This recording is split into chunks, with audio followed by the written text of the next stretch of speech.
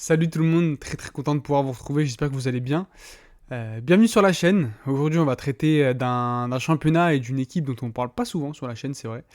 La Serie A, c'est pas mon championnat de prédilection. Et j'ai l'impression que même de manière générale en France, voilà, c'est peut-être un des championnats les moins visionnés, les moins stream sur les réseaux et tout. Mais voilà, il y a quand même des projets qui sont très intéressants. Et celui dont on va parler aujourd'hui en est un. Et moi, il m'intéresse beaucoup en tout cas.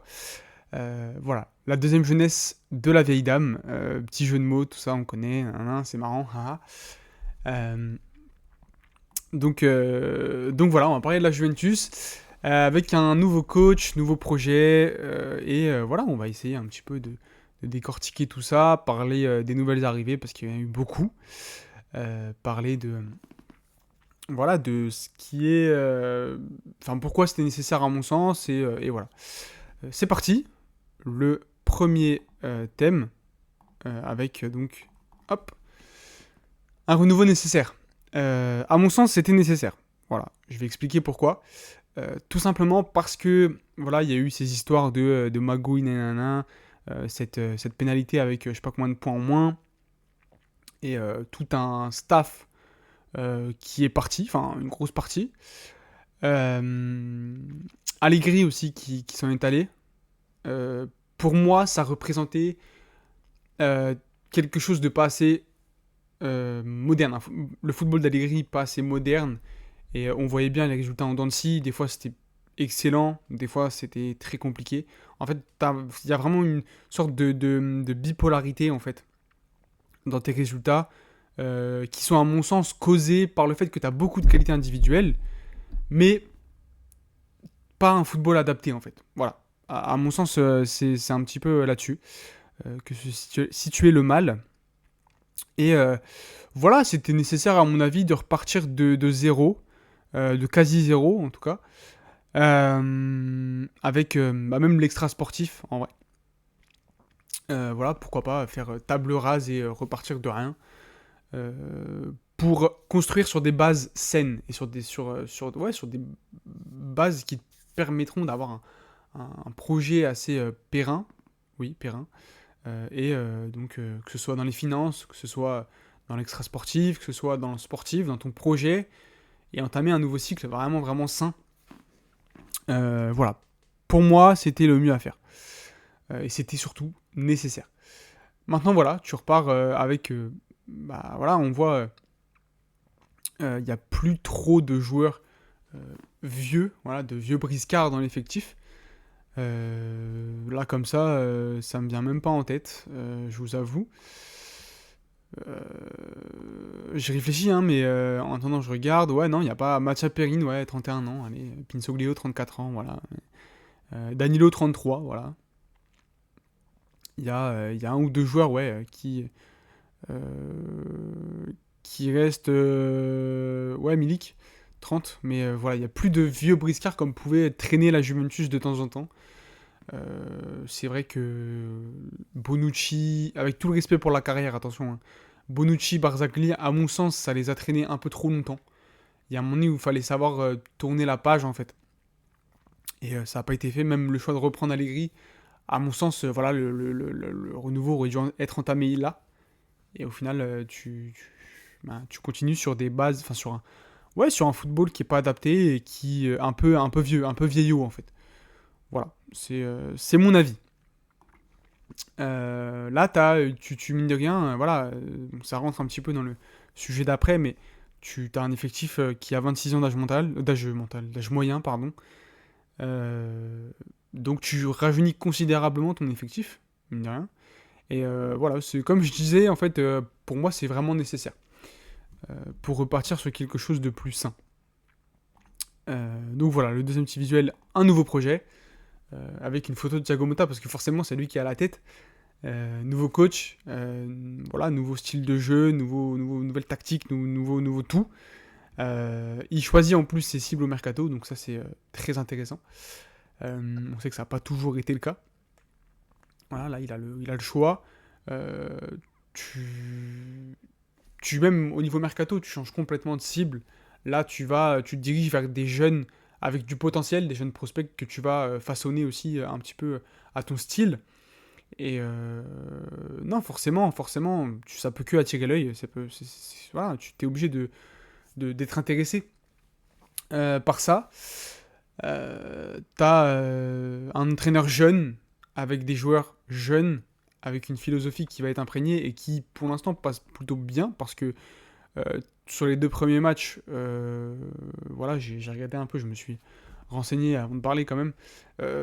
T'as 2 bonnes prestations, 2 victoires 3-0 contre les Las Véron et contre Com. C'est pas les meilleures équipes de Serie A, oui, mais voilà, t'as quand même 2 belles prestations. Et là où c'est intéressant, c'est que tout n'a pas été parfait. Donc, tu as encore une petite marge de progression. Donc, écoutez, voilà, on va suivre ça. Donc, moi, je suis très très content que ce soit Thiago Motta déjà qui prenne la tête. Parce que pour entamer un nouveau cycle, tu étais obligé de prendre un coach plutôt jeune. Et là, en plus, avec des idées, c'est encore mieux. Parce que c'est vrai que son Bologne était super intéressant à suivre. Tactiquement, c'est très évolué. Il y a des idées de jeu qui sont claires, qui sont définies, et tu n'en déroges pas, même si tu joues contre un plus gros que toi. Donc voilà, c'est super intéressant. Et en plus de ça, tu recrutes des joueurs qui rentrent là-dedans, qui, oui, sont encore... voilà, tu peux encore les façonner et voilà, progresser. Mais déjà, il y a première amorce qui est super intéressante. Voilà, on va en faire un petit peu la liste, puisque on est là, on en parle. Il y avait la piste Calafiori, mais il a signé à Arsenal. Mais la piste Calafiori, pour le suivre, donc de Bologne jusqu'à la Juve, voilà, c'est logique, c'est logique et c'est cohérent. Voilà. Bon, ça s'est pas fait, il a préféré Arsenal, ce qui, en soi, voilà, est-ce qu'on peut vraiment être étonné? Non. Maintenant, voilà, tu prends Kaloulou de Milan. Alors, c'est un prêt avec option d'achat. Mais là, vu les montants alignés par la Juve, t'étais obligé là, à un moment donné aussi voilà, d'économiser. Est-ce que l'option d'achat va être levée? J'en sais rien. Je sais même pas si c'est voilà, une option d'achat facile ou s'il y a des conditions assez faciles ou si voilà. Mais, mais dans le choix du profil, c'est intéressant. Il va sûrement jouer latéral droit, un peu comme ce que Stéphane Poch faisait à Bologne. Latéral droit un petit peu pour fixer. Il pourra jouer aussi dans l'axe. Voilà. Michael Di Gregorio au goal, je connais pas. Voilà, je vais pas parler sur un truc que je sais pas. Maintenant, de ce que j'ai compris, c'est assez intéressant. C'est un gardien qui est quand même assez jeune, qui connaît la Serie A, qui au pied est pas trop mauvais. Pourquoi pas. On continue, on monte un petit peu le terrain avec Juan Cabal, latéral gauche de Las Véron. Pareil, je vais pas faire le mec que je connais pas trop. J'ai vu que c'était assez intéressant, physiquement et des belles qualités. 23 ans, donc pareil, tu as le moyen encore de le développer. 12 millions 8. Il connaît déjà, il connaît pas mal la Serie A. À voir comment il va intégrer en fait dans cet effectif. Si ça va être un peu plus un joueur de couloir ou un peu plus un joueur de fixation comme pouvait être Calafiori ou voilà à Bologne. On va voir.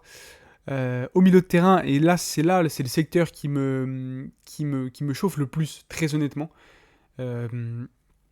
Kefren Thuram pour seulement 20 millions. C'est pas un braquage non plus. Mais 20 millions, c'est pas énorme. Je pense que ça aurait été le PSG, ça aurait été peut-être plus aux alentours des 30. Maintenant, voilà, 20 c'est pas mal. C'est pas mal. Pour Kefren, dans un peu ce rôle de sur son double pivot, qui peut monter un peu plus, être un peu plus libre, remonter avec le ballon et créer des décalages, c'est super intéressant. Kefren, il y a un gros volume, il y a des qualités techniques qui sont indéniables. Et voilà. Non, c'est juste la bonne cible. En plus, lui à Nice, c'est vrai que c'était un peu plus compliqué dernièrement, même sportivement, c'était voilà. Tu sens qu'il a des qualités, mais voilà. Sur son premier match, ça a été plutôt intéressant contre Com. Voilà, de ce que j'ai lu, de ce que j'ai pu lire et voir. Donc non, c'est cohérent. Douglas Luiz, 51 millions, et là par contre tu casses un peu la banque, mais tu as des qualités qui sont indéniables. Douglas Luiz, c'est très très sous-coté. Voilà, je suis même étonné qu'Aston Villa l'ait laissé partir. Euh, de ce que j'ai compris, c'est Douglas Luiz aussi qui voulait jouer en Italie, voilà, pour des raisons un peu extrasportives. Donc voilà, 51 millions, c'est beaucoup, mais tu as de grosses qualités. Capable, ouais, c'est très complet, très bon à la récupération, capable de remonter le ballon. Techniquement, c'est pas horrible, même si c'est pas sa qualité première, on va dire. Euh, c'est vraiment, vraiment, vraiment intéressant. 26 ans, pas encore dans la force de l'âge, donc t'as encore le temps un petit peu de façonner certains aspects. Voilà, tu sais qu'il va courir, récupérer des ballons. Voilà, non, c'est vraiment fort, vraiment fort. Voilà, je pense que dans un double pivot, ce sera celui qui restera un peu plus pour couvrir, je pense, sur les deux. Et voilà. Et donc, le dernier arrivé, on en a parlé au tout début de Mercato, parce qu'il y avait déjà des rumeurs et c'était apparemment bonne voie. Mais là, c'est officiel. Ten Koopmeiners. Voilà, j'en ai déjà parlé sur la chaîne, donc j'ai pas envie non plus de radoter, mais tu prends, je pense, sans trop m'avancer, un des meilleurs milieux de terrain. Bah, allez, peut-être pas top 10, mais top 15 des meilleurs milieux de terrain d'Europe. C'est une qualité technique incroyable. Une qualité de passe aussi, une vision du jeu qui est vraiment très forte. Un QI foot qui est. Ce type est non, vraiment, vraiment, vraiment fort en termes de QI foot, de placement, de déplacement. Donc non, j'aime vraiment bien la piste. Et d'ailleurs, je m'étais penché un petit peu sur les stats, un petit peu, quand j'ai fait la vidéo. Ça se ressent pas forcément. Voilà, au niveau stats, t'as pas l'impression que c'est un top milieu de terrain. Il est pas dans le top des stats et tout. Mais par contre, quand tu le regardes jouer,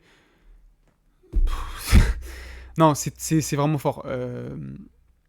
Vraiment le QI foot, et d'ailleurs le QI foot, c'est quand même c'est quelque chose qui est pas quantifiable, que tu peux pas mettre en stats, mais dans le placement, déplacement, avec, sans ballon, c'est vraiment au-dessus. Ça joue déjà en Serie A, donc pareil, t'as une adaptation qui est quand même un petit peu moindre, je pense. Tu peux le jouer en 10, en 10 un peu, pas forcément, tu vois, ton 10 percuteur qui va aller marquer, ou voilà, enfin, percuter, marquer, et faire un grand nombre d'apports statistiques.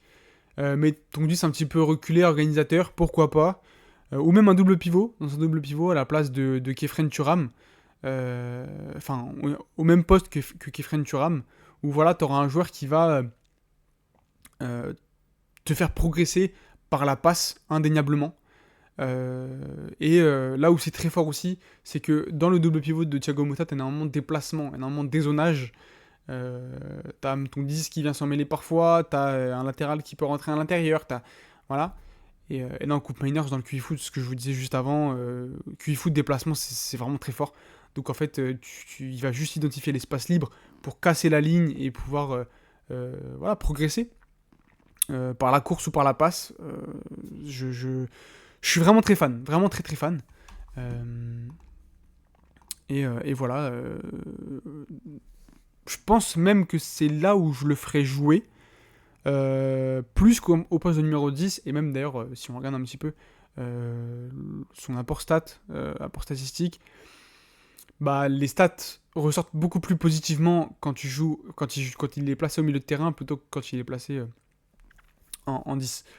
Donc voilà, ce qui est logique, puisqu'il est comparé plus par rapport au milieu de terrain que par rapport au numéro 10, donc forcément, voilà, au niveau penalty, niveau passe décisive, c'est de la logique pure, mais voilà, les courses progressives, top 9%, c'est exactement ce que je vous disais, hein, voilà, le déplacement est derrière la course.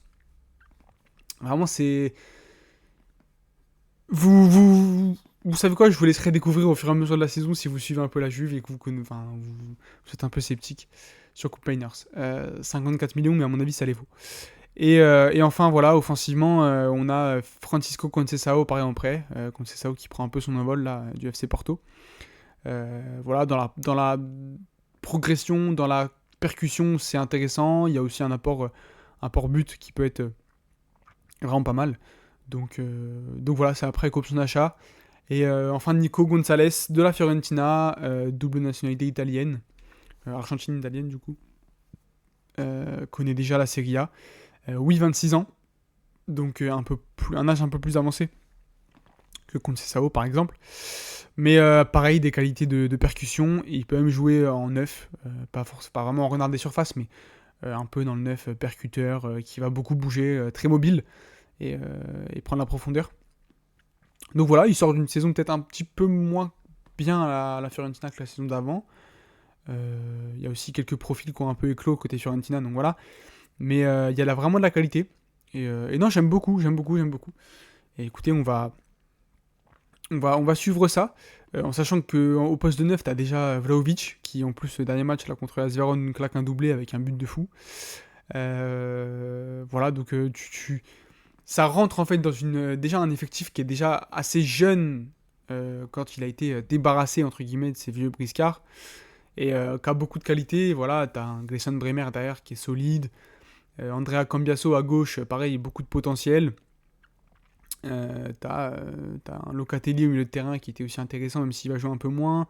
Voilà, Fagioli, Kenan Yildiz en 10. Kenan Yildiz, les gars, je suis extrêmement fan. Lui, pour le coup, c'est un peu plus dans un rôle de deuxième attaquant. Mais ouais, en vrai, il a peur de rien, ce type. Juste, il prend le ballon et il percute, tu vois. Et c'est vraiment le genre de joueur qu'on aime dans le foot. Donc voilà, pour un petit peu l'effectif. De la Juve, on va suivre ça avec grande attention ici. Enfin, quel résultat ? Bah écoutez, il y a déjà 2 matchs de victoire, 3-0. Comme j'ai dit, il y a du potentiel, puisque tout n'a pas été parfait de ce que j'ai compris. Donc voilà, forcément, ça attire l'œil. Si en plus tu peux encore faire un peu mieux, écoutez, voilà, hein, ça promet. Voilà, c'est prometteur. Un effectif jeune, avec du potentiel, avec déjà pas mal de qualité, avec un QI foot qui est vraiment pas mal, avec un coach qui a des idées et des velléités offensives. Voilà, le projet est cohérent et voilà, ça peut faire très mal. En plus, tu les attends peut-être un petit peu moins que par exemple un Inter Milan qui est régulièrement champion dernièrement. Donc voilà, tu vois, y a peut-être, ça sera pas une surprise, hein, attention, mais voilà, ils sont pas forcément favoris pour le titre. Bon, donc voilà pour cette Juve. Quel résultat ? C'est un petit peu trop tôt pour dire quoi que ce soit. Maintenant, je les vois. Je pense que voilà, comme je dis depuis le début, je suis assez positif sur leur sujet. Donc ça devrait, à mon sens, ça va accrocher la Ligue des Champions assez tranquillement. Et voilà, après se battre pour le titre, je sais pas. Ça reste que la saison 1 de tout ça, hein, au final. Voilà, ça reste que la saison 1. Peut-être que ça va prendre un petit peu de temps pour bien prendre aussi, je sais pas, mais le fait qu'aussi que tu aies pas mal de recrutement en Serie A, ça aide. Donc voilà. Comme j'ai dit, je les vois accrocher la Ligue des Champions assez tranquillement et on verra pour plus. Déjà, il y a un bon test là dimanche, puisque tu reçois la Roma, pareil, qui a un bel effectif et un projet assez cohérent depuis l'arrivée de Gidolfi. Donc voilà, pareil, on va déjà voir sur ce match-là, ça va être assez intéressant. Et voilà. Sur ce les amis, comme d'habitude, le petit like ça régale, l'abonnement pour suivre la suite. En commentaire, bah voilà, si vous êtes d'accord avec moi, si vous aurez peut-être aimé voir d'autres joueurs, peut-être, ouais, je sais pas, hein, si vous êtes déçus, même, bon, je pense pas, mais bon, voilà. Et voilà, sur ce, à très très bientôt, salut.